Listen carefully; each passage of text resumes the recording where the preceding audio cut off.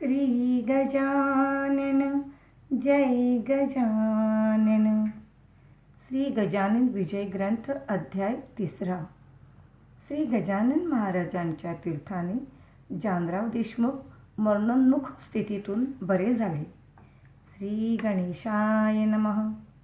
जय जय सच्चिदानंदा श्रीहरी, कृपा करावी लवकरी, तुम्ही पदतनाच्या वरी, कधी न कठोर झालात, तू करुणेचा सागर, तू दीनजनांचे माहेर, तू भक्तांसी साचार, कल्पतरुवा चिंतामणी, ऐसा तुझा अगाध महिमा, संत गाती राघवा रामा, दास गणुसी पुरुषोत्तमा, पावा वेळ करू नका, असो बंकटलाला घरी, राहते झाले साक्षात्करी, दीनदुबळांचे कैवारी, श्री गजानन महाराज, लांब लांबोनी भक्त येती, समर्था ते वंदिती, मधु ते माशा जमती, न लगे करणे आमंत्रण, एके दिने काय झाले ते आता सांगतो वहिले, महाराज होते बसलेले निजासनी आनंदात, ती प्रभातीची होती वेळा, प्राची प्रांत ताम्र झाला, पक्षी किलकिलाटाला करू लागले वृक्षावर, कुक्कुटाचे होती स्वन, मंद शीत वाहे पवन, वृद्ध करती नामस्मरण, शय्येवरी बैसोनिया,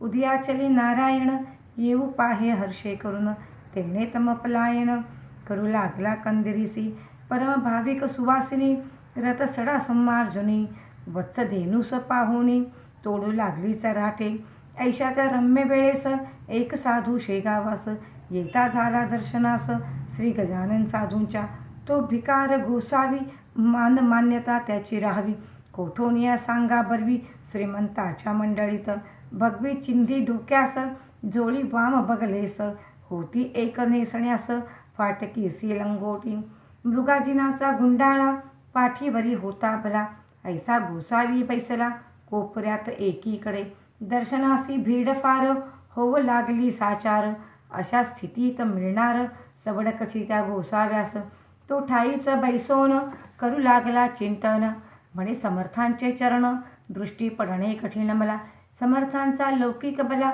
मी काशीत ऐकला, आवडीने नवस केला भांग स्वामी अर्पिण्याचा, तो मम हेतू मनात, जिरून जाया पाहे येत, या श्रीमान मंडळीत, माझ्या नवसास कोण कुसे, गांजाचे नाव काढिता, लोक मजला देतील लाता, मी तो आलो फेडण्याकरिता, नवस गांजाचा शेगावी, माझ्या नवसाची ती मात, सांगू तरी कवनाप्रत, येथे एकही ना दिसत, प्रेमी या शांभवीचा, जी वस्तू ज्या आवडे खरी, तिचाच तो नवस करी, आणि माने सर्वतोपरी, हीच वस्तू उत्तम, ऐसे नाना विचार, गोसावी करी साचार, झाला होता परम आतुर, दर्शन घ्याया समर्थांचे, ते त्याचे मनोगत, जाणते झाले समर्थ, बोलते झाले इतरांप्रत, आणा काशीचा गोसावी, तो पाहत्या कोपऱ्याला, आहे विचारा दडून बसला, हे ऐकता आनंद झाला गोसाव्याला परमावधी, आणि बोलला मनांत, त्रिकालज्ञ हे खरेच संत, जे मी बोललो मनात, ते सर्व यांनी जाणले, ज्ञानेश्वरींत षष्ठाध्यायी, जी गोष्ट कथिली पाही, ती स्वर्गलोकीच्या कथा त्याही, समजतात योगीवरा, त्याचे आले प्रत्यंतर, मला येथे साचार, धन्य धन्य हा साधूवर, त्रिकालज्ञ महात्मा, न बोलता माझा नवस, जाणतील हे पुण्यपुरुष, त्यांचे प्रत्यंतर यावयास, अवधी उरला थोडका, मंडळींनी गोसाव्याला पुढे आणून उभा केला, तो महाराज वदले त्याला, काढ झोळीची पोटळी, जी 3 महिनेपर्यंत रक्षण केलीस झोळीत, त्या पोटळीचे आज येथ होवो दे रे बापारणे, गोसावी पदी लागला, गहिवर त्यासी दाटला, गडाबडा लोळू लागला, बालकापळी स्वामी पुढे, महाराज म्हणती गोसाव्यांस, पुरे आता उठवून बैस, पोटळीच्या बुटीस, काढ बाहेर झोळीच्या,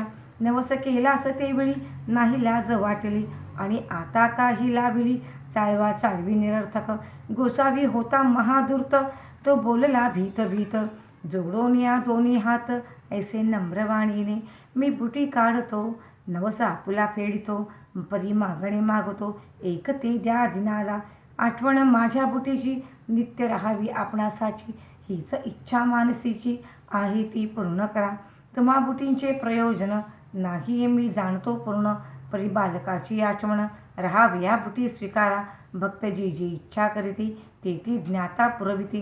अंजनीचा वृत्तांत आणामनी आपल्या. अंजनी होती वानरी, तिने प्रार्थिला त्रिपुरारी, की तुम्ही यावे माझ्या उदरी, वानर होऊन शंकरा. ते हराने मानले, महारुद्रपोटी आले. अंजनीचे पुरविले मनोरथ चंद्रमौळींनी. तेथे शंकरा कारण आडना आले वानरपण. देवी माझ्या बुटीची आठवण, राहाया तिथे स्वीकारा. त्यातून तुम्ही कर्पूर गौर, साक्षात आहा शंकर.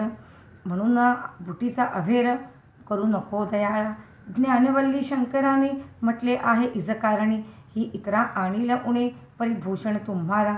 महाराज किंचित घोटाळले, परी अखेर होय म्हणाले. मायेपूर्वी बालक लळे, वेळू वाकडे असले जरी.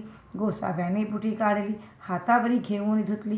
चिलमीत घालून पाजली, पुण्यपुरुष गजानना.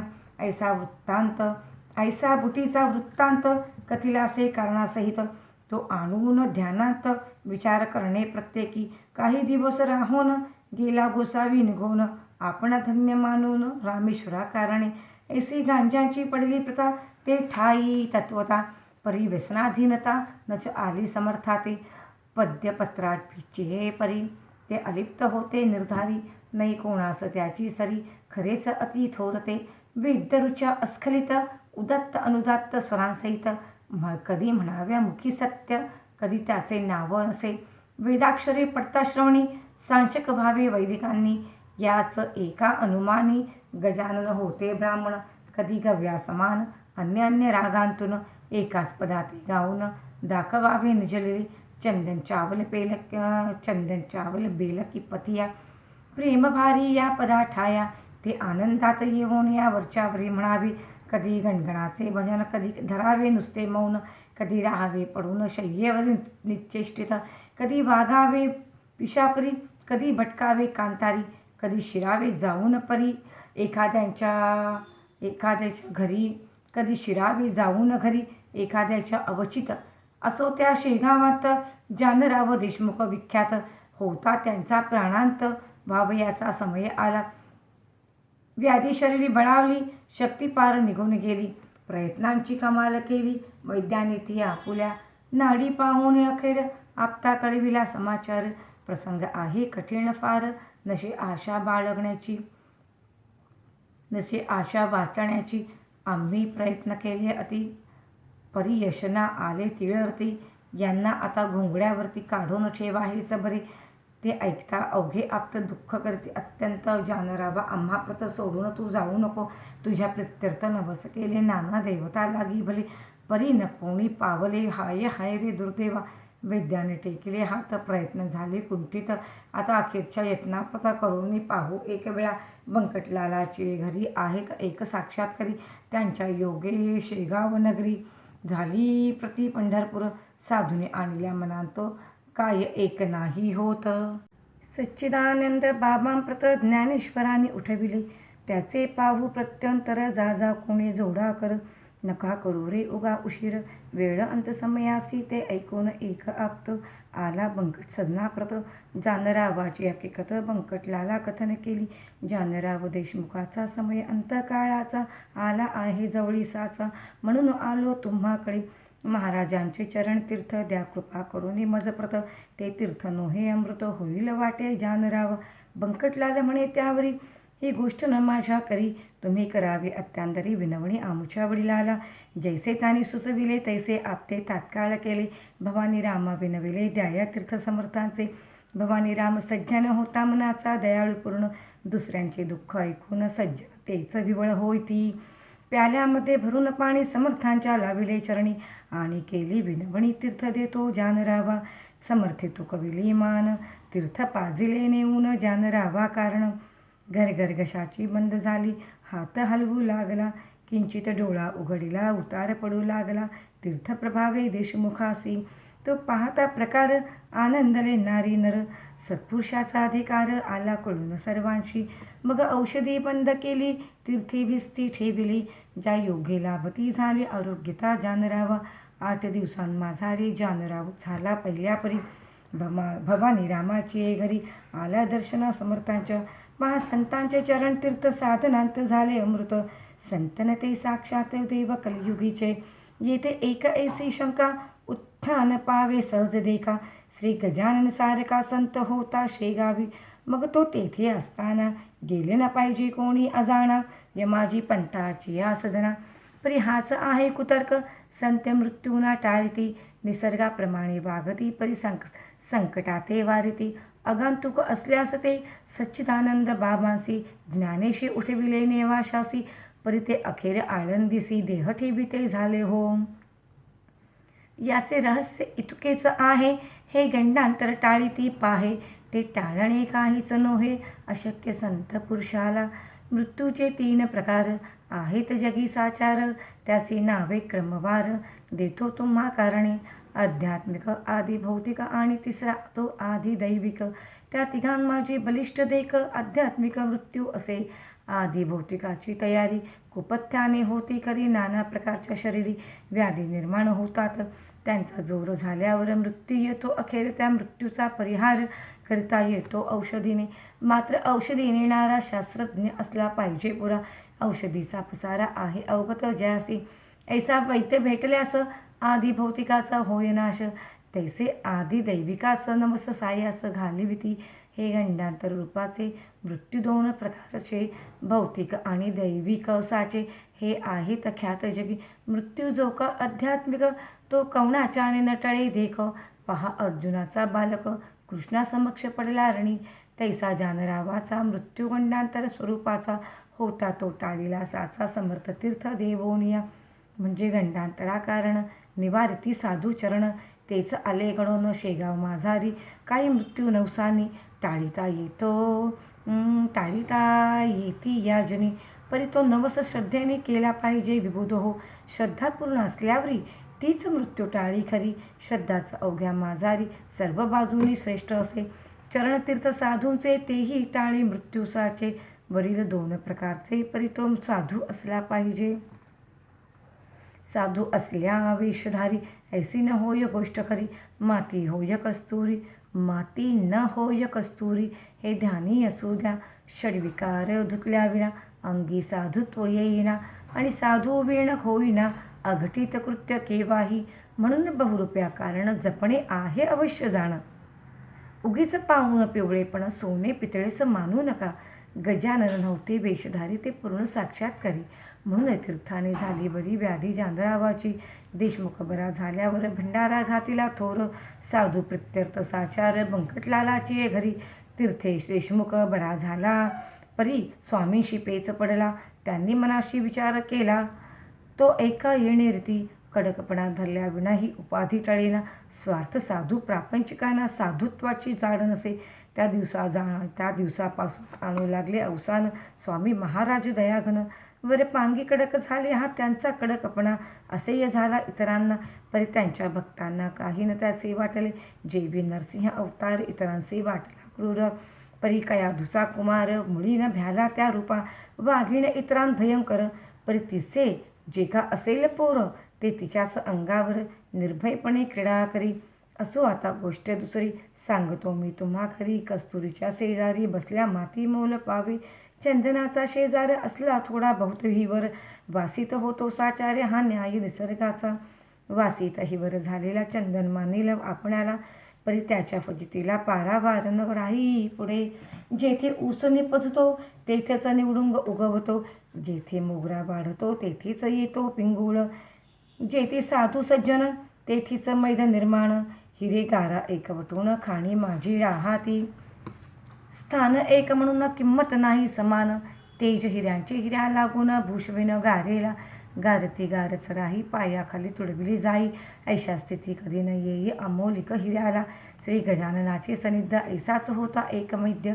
संत सेवा हाच मद अंगी ज्याच्या भरला असे, तो सेवा करी वरी. भाव निराळा अंतरी. मिठाई पेढे सावरी समर्थांच्या नावावर. भक्तगणांस ऐसे म्हणे मी समर्थ कृपेचे पोसणे. प्रत्येक काम माझ्यावणे होत नाही हे ठाया.